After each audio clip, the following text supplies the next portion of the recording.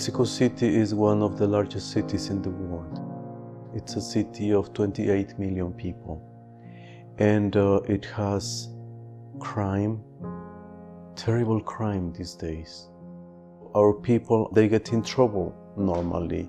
It's very dangerous. This is where Metropolitan Loris sent Father Nektariy and his brethren to open a monastery, Mexico City. They were armed with Velika's prayers and nothing else. Welcome back to another episode of The Faces of ROCOR, one of the strangest shows on the internet right now. This episode is the second in a three-part special called Strength in Weakness. It is the story of Father Nektariy, the Abbot of Holy Trinity Monastery in Mexico City. And that's precisely where our story today begins, right in the heart of Mexico City. In fact, take a look right here. This is the center of the city, and just a few blocks away is where Father Nektariy opened up Holy Trinity Monastery. But just how bad is it in Mexico? Father Nektariy gave us an example of what it can be like to travel on some of the roads in the countryside.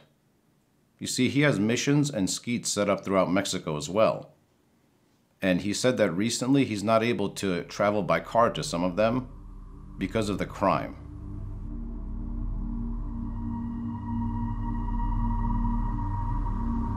Well, there's no respect for human life anymore. So you could be killed on the highway just to take... Like by car accident or? No. You will be robbed. There are people who are assailants. They take your money, they take your car, and they kill you. So you're just driving down the road? Mm-hmm. Then they will put a tree on the highway, so you will have to stop, and then they will take everything, the car, and then they will kill you. You say they will kill you, not they might kill you. No, they will kill you because this is very common. Every day it's happening in Mexico. That's just normal life? Yeah. And how about, you can't call the police? Not really. If they show up, they will show up 5 hours later and they won't do anything. Well, they will write the report, but there's no result. We have lost too many people from our community because of that. At least 6 people that they were killed. So 6 people were just pointlessly killed on the highway? Killed or Russians and Ukrainians.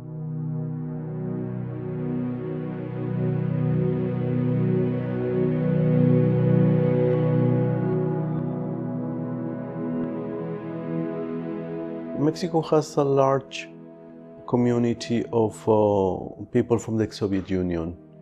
This is a group of foreigners living in a very, very difficult conditions. Very, very few have stability. They feel lost in a different culture with a different language, and they really don't know what to do. So what's there? The church. So they come to church and they find the roots, but not just the roots. They find that there is a spiritual life which could give them the right answers, which could give them consolation. In Mexico City, Father Nektariy quickly realized that his people needed a lot more than just spiritual help. They needed material help as well. And so he started to help people. He helps in any situation that he possibly can. And he's like a magnet. You see, not just the needy are drawn to him, but people that can help, like doctors per se, they come to him saying, how can I help? How can I serve? And so he puts them in touch with people that need their help. It's all on a case-by-case basis. And here are just some examples of how they help people in Mexico.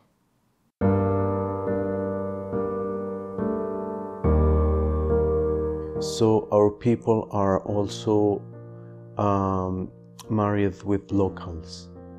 and they get they get in trouble normally because they marry Mexicans through the internet.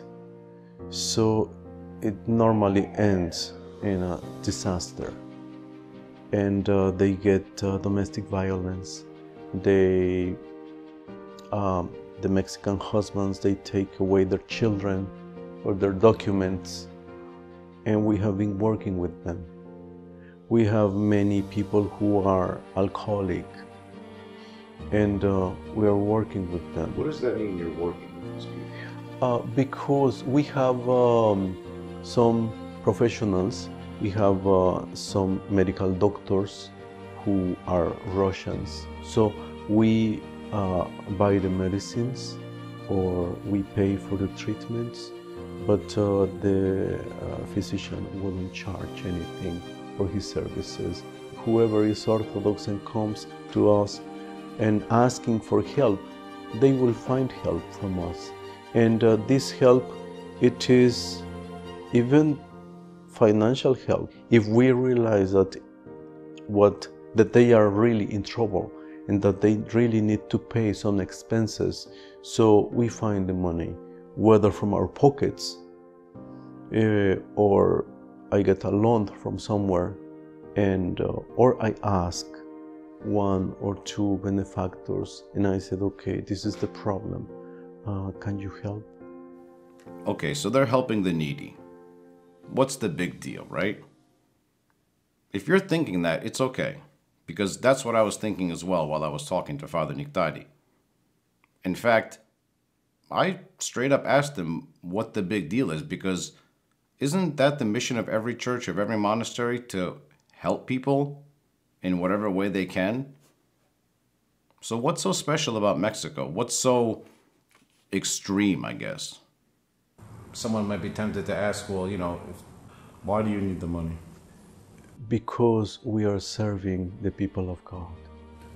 But every parish could say that. Every priest could say, I need money because I'm serving God. Why Mexico City? Oh yes, the difference in Mexico, and I think with our community. We're going to have to cut it right there. Because what Father Nektariy said next made the hair on my neck stand up. I mean it. There is evil in this world that I hope and pray I never have to deal with. The type of evil that Father Nektariy deals with all the time. You see, he helps people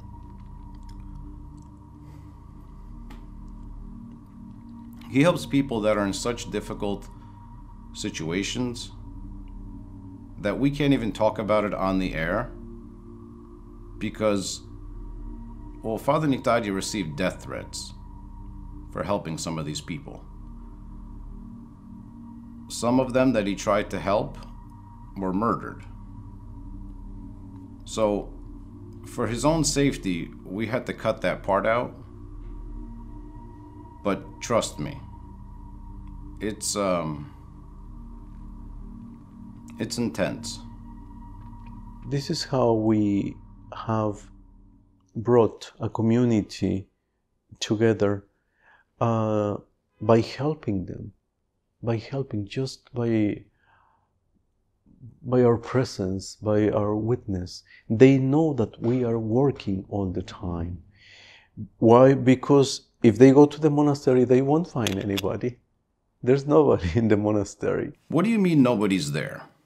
This is where I stopped dead in my tracks in this interview, because they're doing all of this stuff. They're helping all of these people, it's like full-time work for a crew of 20.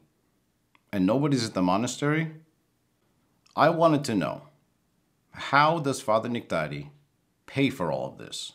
How does he pay for the needs of the monastery, their basic operating expenses? How does he feed the brethren? And at the same time, how does he afford to help so many people? I mean, I really wanted to know what a typical week was like for Father Nektariy, so I kept pushing him, and finally he opened up, and he told me what a week in the life of Father Nektariy is like. This next segment you will find very difficult to believe.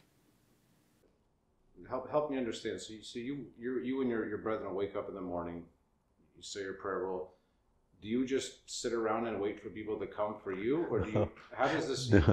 Yeah. Oh, I wish. Yeah, some people have asked me, but Father, you have such a quiet life, such a peaceful life. You are always smiling. They said, well, you live in a monastery, in a monastic environment. You just drink your coffee and just wait for the people to come for confession or for spiritual guidance. No way. No way. Normally, I work about 12 or 14 hours a day in a hospital, 2 hospitals and 1 clinic. Yeah. Do you work as a physician? Yes, yes, I am a psychiatrist. So you're a practicing doctor at the same time. So you actually have a full-time job. Yes, yes. And I wake up about 4:30 in the morning or 5 in the morning, and I leave the monastery at 6 in the morning, and I go back at 11:30 at night every day. When I go back to the monastery around midnight, I go upstairs to the office, and I see all the documents I have to sign, all the bills I have to pay, and if possible, I make phone calls. If not, I respond emails at that hour. So people know that if they get an email or a WhatsApp at 2 or 3 in the morning, that's Father Nektariy, because that's the time when he has a chance to respond. And normally around 2 or 3 o'clock, I go to bed and I get up at 5. So I sleep 3 to 4 hours every day. On a Saturday, I go to the hospital and I go back to the monastery earlier, around 5. In the afternoon, I'm in the monastery for vigil. And then I have some people for confessions. But on Sunday, right after the liturgy, the end of the liturgy, I go to the office.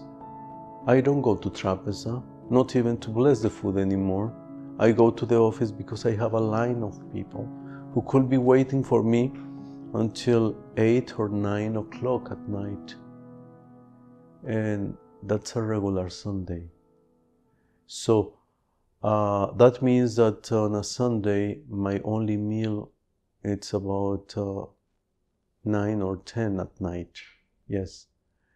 And normally during weekdays, I eat, let's say twice, but sometimes once. But whatever money we make, it goes to the needs of those people who are in need in the community. And we have to help these people. Who else will help them? They're Orthodox. They are Orthodox, and I am the pastor. Who else will help my people?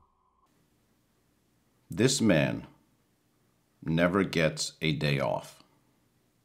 Think about that. You see, this is where the story really gets interesting, because all of that social work, he has to fit that into these tiny little time slots between midnight and 2, 3 o'clock in the morning, and on whatever limited time he has during the weekend. Because Father Nektariy knows that he needs to bring in $5,000 every single month from his jobs just to pay the bills to keep the monastery going. In the next episode, the finale, we're going to ask Father Nektariy where he gets the strength to do what he does. Thank you so much for watching. Don't forget to subscribe to our YouTube channel and like us on Facebook. God bless you.